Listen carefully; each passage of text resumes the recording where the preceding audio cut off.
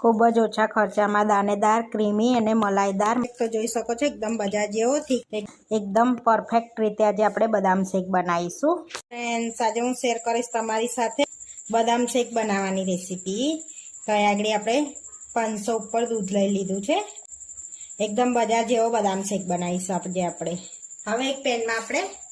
દૂધને લઈ લઈશું તો એ પહેલાં થોડુંક પાણી એડ કરી દઈશું જેથી નીચે ચોટે ને આપણું દૂધ હવે દૂધ એડ કરી દઈશું આપણે એને હવે દૂધને આપણે ઉકળવા દઈશું પહેલાં તો આપણું દૂધ ગરમ થાય છે ત્યાં સુધી કસ્ટર્ડ પાવડર ઓગાળી લઈશું તો અહીંયા 1.5 ચમચી મેં કસ્ટર્ડ પાવડર લીધો છે હવે એની અંદર ઠંડુ દૂધ એડ કરીશું અને ગાંઠા વગરનું બેટર તૈયાર કરી લઈશું આપણે એને મિક્સ કરી દેવાનું છે તો અહીંયા વેનીલા ફ્લેવરનો જ આપણે કસ્ટર્ડ પાવડર લીધો છે તો ગાંઠા વગરનું આપણે કસ્ટર્ડ પાવડરવાળું દૂધ રેડી થઈ ગયું છે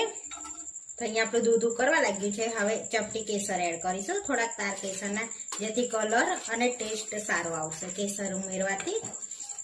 હવે મિક્સ કરી લઈશું ધીમા તાપે થોડુંક આપણે 5 મિનિટ જેવું ઉકળવા દઈશું દૂધને હવે 5 મિનિટ થઈ ગયું છે તો હવે આપણે કસ્ટર્ડવાળું દૂધ ઉમેરીશું અંદર અને ધીમા તાપે એને સરસ ઠીક કરી લઈશું હલાવતા રહેવાનું એટલે નીચે ચોટે પણ ના ગાંઠો ના પડી જાય અને ટેસ્ટ પ્રમાણે ખાંડ એડ કરીશું તો અહીંયા 1/4 કપ ખાંડ એડ કરું છું અને મિક્સ કરી લઈશું આપણે સરસ એવું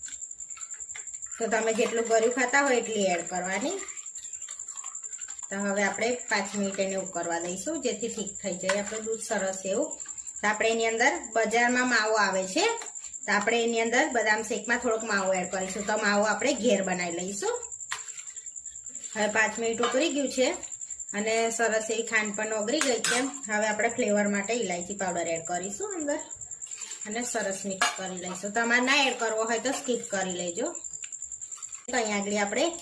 એક બાઉલ આપણે બદામ એડ કરી દઈશું અને 2 થી 3 મિનિટ જેવું ઉકળવા દઈશું એને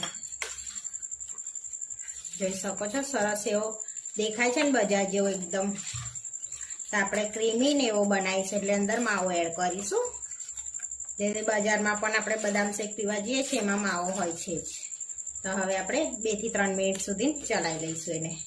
તો ઘણા બદામ પીસીને નાખે છે આપણે આખી રાખી છે આ રીતની કટ કરીને નાખી છે એટલે ટેસ્ટ સારો આવશે અને ખાવામાં ક્રંચ લાગે ને તો સારું લાગે એમ ખાવામાં તો 3 થી 4 મિનિટ થઈ ગઈ સરસ ઠીક આપણો બદામ શેક થઈ ગયો છે ને ક્રીમી ટેક્સચર આવી ગયું છે અંદર હવે આપણે માવો બનાવી લઈશું હવે આપણે એને ગેસ પરથી ઉતારી લઈશું તો ઠંડુ કરવા મૂકી દઈશું તો બહાર જ ઠંડુ કરવાનું છે રૂમ ટેમ્પરેચર પર આવવા દેવાનું છે હવે જડ્યા તરિયાવાળું વાસણ લઈ લઈશું અને મિલ્ક પાવડર લઈ લઈશું મોટા વાસણમાં હવે એની અંદર આપણે થોડું દૂધ એડ કરી દઈશું આ રીતનું અને ગાંઠો ના પડે ને એ રીતનું પહેલાં આપણે બેટર બનાવી લેવાનું છે ગાંઠા વગરનું દૂધ એડ કરીને આ રીતે તો આ રીતનું આપણે દૂધ જેવું કરી દીધું છે હવે ગેસ પર રાખી લઈશું તો ધીમા તાપે આપણે એને કન્ટિન્યુઅસ હલાવતા રહીશું એટલે સરસ એવો માવો તૈયાર થઈ જશે આપણે ઠીક થશે ને એમ તૈયાર થઈ જશે તો ધીમા ગેસે જ કરવાનું છે તો આપણો દૂધનો ભાગ ભરી ગયો છે અને સરસ એવો માવો રેડી થઈ ગયો છે જોઈ શકો છો આ રીતનો તો થોડોક હજુ આપણે ઠીક થવા દઈશું તો આપણો માવો રેડી થઈ ગયો છે જોઈ શકો છો સરસ એવું તો આપણો માવો રેડી થઈ ગયો છે તો હવે આ દૂધમાં આપણે માવાને ઉમેરી દેવાનો છે એટલે જે કણકી જેવો માવો લાગે ને તો ખાવામાં મજા આવે તો બધું ઉમેરી દઈશું અંદર આપણે તમારે માવો ના ઉમેરવો હોય તો પણ ચાલે સ્કીપ કરવો હોય તો પણ ચાલે કરી શકાય હવે મિક્સ કરી દઈશું તો આ રીતે બધું મિક્સ કરી દીધું છે તો હજુ ગરમ છે ને એટલે આપણે રૂમ ટેમ્પરેચર પર બહાર જ આવવા દઈશું પછી એને ફ્રીજમાં મૂકીશું તો સરસ મિક્સ કરી દીધો છે માવાને બી અંદર હવે આપણે ફ્રીજમાં મૂકીશું ઠંડુ થયા પછી આપણો બદામ શેક એકદમ રૂમ ટેમ્પરેચર પર આવી ગયું છે ઠંડુ થઈ ગયું છે બહાર જ હવે આપણે ફ્રીજમાં મૂકી દઈશું એને તો જોઈ શકો છો એકદમ ક્રીમી અને મલાઈદાર આપણું બદામ શેક રેડી છે જોઈ શકો છો હવે ઠંડુ થવા ફ્રીજમાં મૂકીશું એટલે ઠંડો પીવાની મજા પડી જશે